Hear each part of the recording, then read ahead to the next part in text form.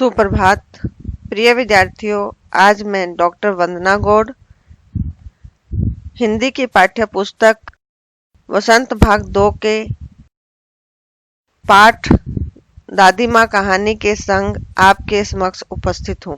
दादी माँ कहानी में बताए गए कठिन शब्द व उनके अर्थ को ध्यानपूर्वक सुने, समझें और अपनी उत्तर पुस्तिका में उनमें से कुछ कठिन शब्द व कुछ श्रुतलेख के रूप में लिखें।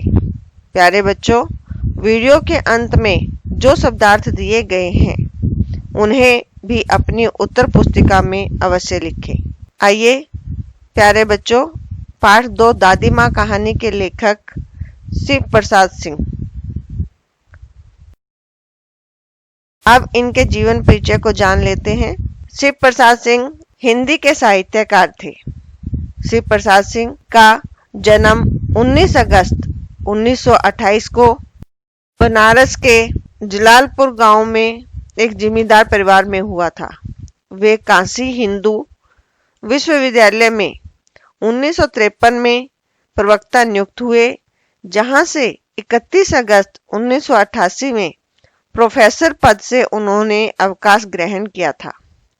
भारत सरकार की नई शिक्षा नीति के अंतर्गत यूजीसी ने 1986 में उन्हें हिंदी पाठ्यक्रम विकास केंद्र का समन्वयक नियुक्त किया था।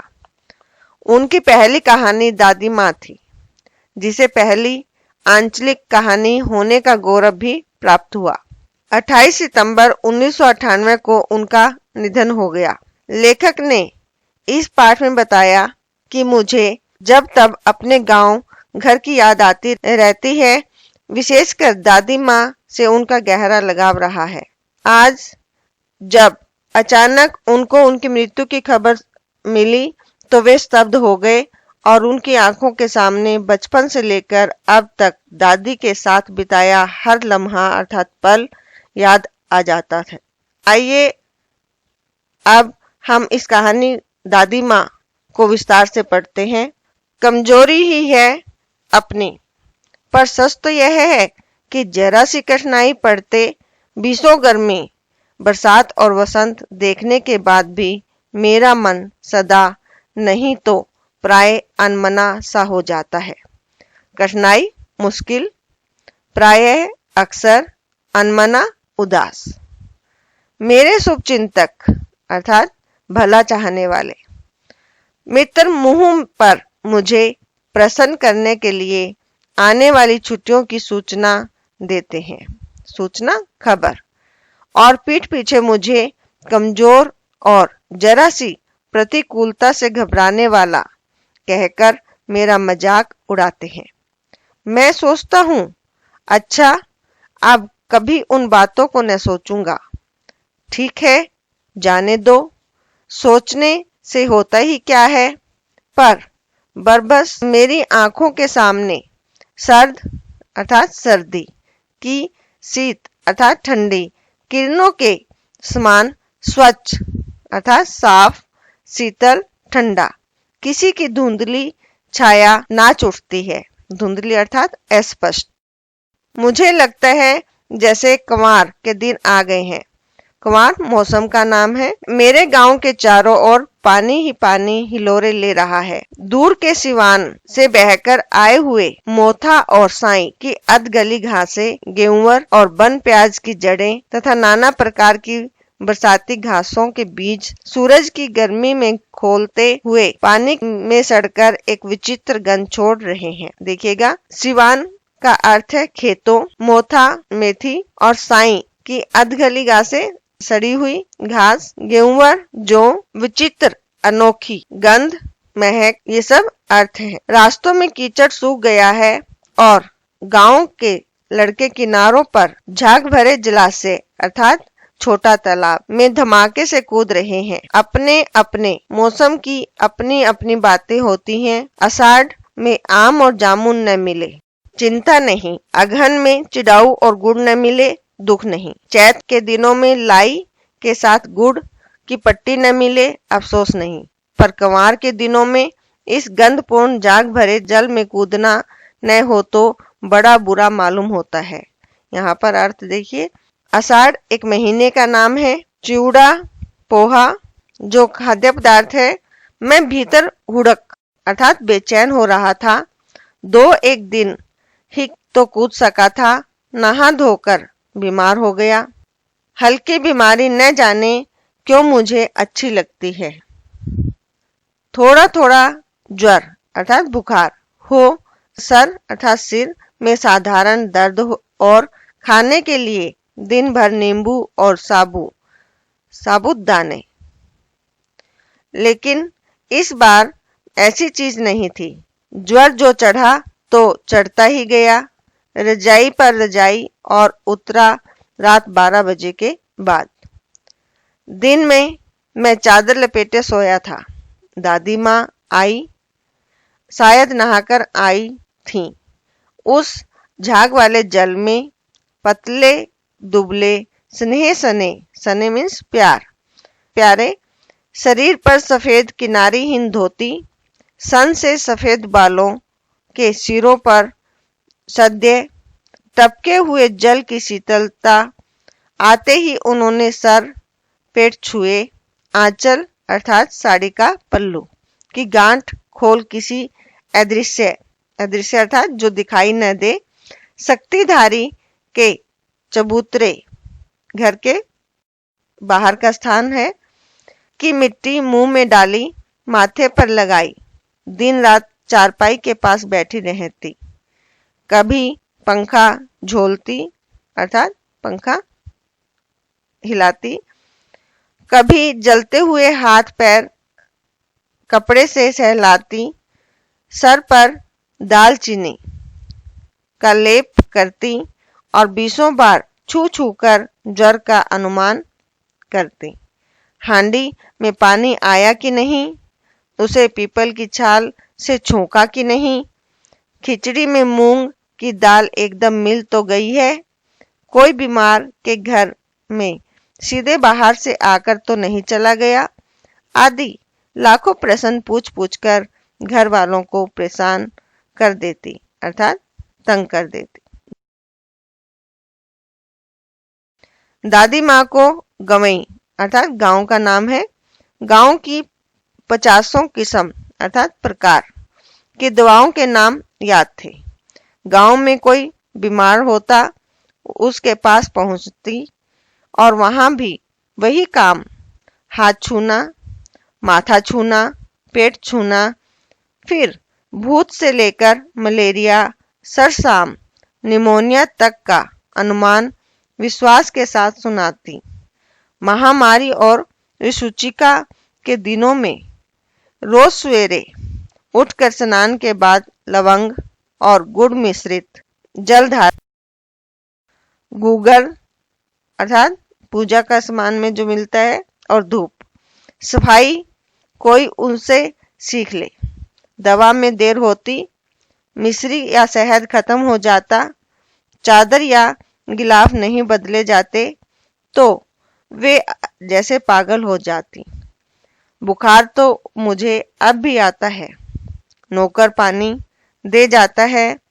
मैं मेस महाराज अपने मन से पकाकर खिचड़ी या साबू, डॉक्टर साहब आकर नाड़ी अर्थात नब्ज देख जाते हैं और कुनेन मिक्सचर की शीशी की तिताई अर्थात कड़वाहट के डर से बुखार भाग भी जाता है, पर न जाने क्यों ऐसे बुखार को बुलाने का जी नहीं होता। किशन भैया की शादी ठीक हुई। दादी माँ के उत्साह, उमंग और आनंद का क्या कहना। दिन भर गायब रहती, सारा घर जैसे उन्होंने सर पर उठा लिया हो। पड़ोसी ने आती, बहुत बुलाने पर दादी माँ आती। बहन बुरा न मानना, कार परोजन का घर ठहरा, एक काम अपने हाथ से न करूं तो होने वाला नहीं। जानने को यूं सभी जानते थे कि दादी माँ कुछ करती नहीं, पर किसी काम में उनकी अनुपस्थिति अर्थात गैरहाजिरी वस्तुतः योजक शब्द है, विलंब देर का कारण बन जाती। उन्हीं दिनों की बात है, एक दिन दोपहर को मैं घर लौटा, बाहरी निकसार निकलने का दरवाजा में दादी माँ किसी पर बिगड़ रही थी। देखा पास के कोने में दुबकी अर्थात डरी हुई सी रामी की चाची खड़ी है। सो न हो धन्नो, रुपए मैं सूद के आज दे दे अर्थात मैं मेरे सूद अर्थात ब्याज के आज दे दे। तेरी आंख में तो शर्म है नहीं, मांगने के समय कैसी आई थी। पैरों पर नाक रगड़ती फिरी, किसी ने एक पाई भी न दी। अब लगी है आजकल करने, फसल में दूंगी, फसल में दूंगी। अब क्या तेरी खातिर दूसरी फसल कटेगी? दूंगी मालकिन। रामी की चाची रोती हुई दोनों हाथों से आंचल पकड़े दादी माँ के पैरों की ओर झुकी। बिटिया की शादी है, आपने दया करेंगी तो उस बेचारी का निस्तार कैसे होगा? निस्तार अर्थात शादी पूरी कैसे होगी?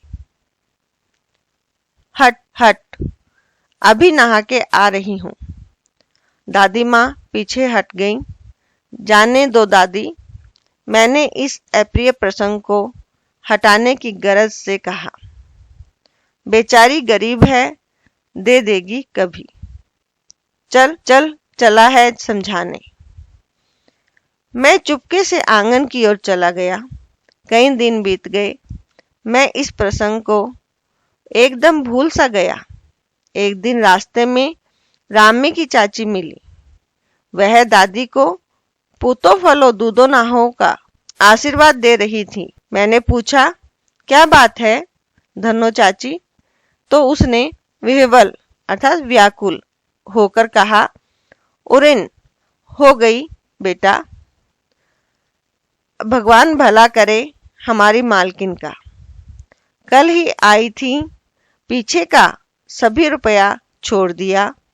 ऊपर से 10 रुपए का नोट देकर बोली, देखना धन्नो, जैसी तेरी बेटी वैसी मेरी। 10-5 के लिए हंसाई न हो। देवता है बेटा, देवता। उस रोज तो बहुत डांट रही थी। मैंने पूछा, वह तो बड़े लोगों का काम है बाबू, रुपया देकर डांटे भी न तो लाभ क्या। मैं मन ही मन इस तर्क पर हंसता हुआ आगे बढ़ गया। किशन के विवाह के दिनों की बात है। विवाह के 4-5 रोज पहले, रोज अर्थात दिन पहले से ही औरतें रात भर गीत गाती हैं। विवाह की रात को अभिनय अर्थात नाटक भी होता है। यह प्राय एक ही कथा का हुआ करता है। उसमें विवाह से लेकर पुत्रोत्पत्ति, पुत्र के जन्म तक के दृश्य दिखाई जाते हैं। सभी पार्ट अर्थात हिस्सा औरतें ही करती हैं। मैं बीमार होने के कारण बारात में न जा सका। मेरा ममेरा भाई राघव दालान में सो रहा था। वह भी बारात जाने के बाद पहुंचा था। औरतों ने उस पर आपत्ति की अर्थात रुकावट। दादी माँ बिगड़ी, लड़के से क्या पर्दा, लड़के और ब्रह्मा का मन एक सा होता है। मुझे भी पास ही एक चारपाई पर चादर उठाकर दादी माँ ने चुपके से सुला दिया। बड़ी हंसी आ रही थी। सोचा कहीं जोर से हंस दूं, भेद खुल जाए तो निकाल बाहर किया जाऊंगा। पर भाभी की बात पर हंसी रुक न सकी और भांडाफोड़ हो गया अर्थात भांडाफोड़ अर्थात भेद खुलना। देबू की मां ने चादर खींच ली। कहो दादी, यह कौन बच्चा सोया है? बेचारा रोता है शायद, दूध तो पिला दूं। हाथापाई शुरू हुई। दादी माँ बिगड़ी, लड़के से क्यों लगती है। सुबह रास्ते में देबू की माँ मिली। कल वाला बच्चा भाभी। मैं वहां से जोर से भागा और दादी माँ के पास जा खड़ा हुआ। वस्तुतः किसी प्रकार का अपराध हो जाने पर जब हम दादी माँ की छाया में खड़े हो जाते हैं, अभयदान मिल जाता है, अर्थात आशीर्वाद। स्नेह और ममता की मूर्ति दादी माँ की एक एक बात आज कैसी कैसी मालूम होती है। परिस्थितियों का वात्या चक्र जीवन को सूखे पत्ते सा कैसा नचाता है, इसे दादी माँ खूब जानती थी। दादा की मृत्यु के बाद से वे बहुत उदास रहती। संसार उन्हें धोखे की टट्टी मालूम होता। दादा ने उन्हें स्वयं जो धोखा दिया, वे सदा उन्हें आगे भेजकर अपने पीछे जाने की झूठी बात कहा करते थे।